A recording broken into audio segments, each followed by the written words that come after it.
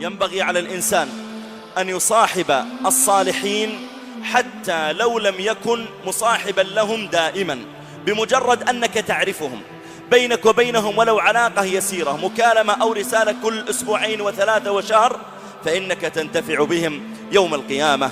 سئل الحسن البصري رحمه الله تعالى عن قول الله جل وعلا: فما لنا من شافعين ولا صديق حميم.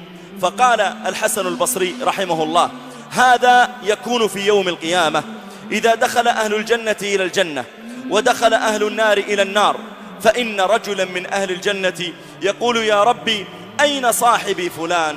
أين صديقي فلان؟ لا أراه معنا في الجنة. فيقال: هو في النار. فيقول هذا المؤمن: يا ربي يا ربي لا تكتمل لذتي بالجنة إلا بوجود صديقي فلان معي.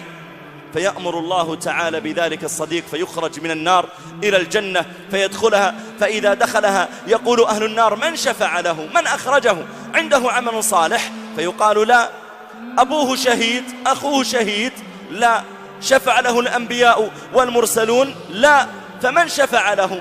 قالوا: شفع له صديقه الصالح. عندها يصيح أهل النار ويقولون: فما لنا من شافعين ولا صديق حميم. فما لنا من شافعين ولا صديق حميم. فلو أن لنا كرة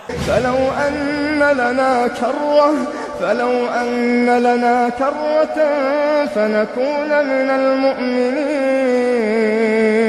يا ليتنا نرجع للدنيا على الأقل نتعرف على بعض الأخيار.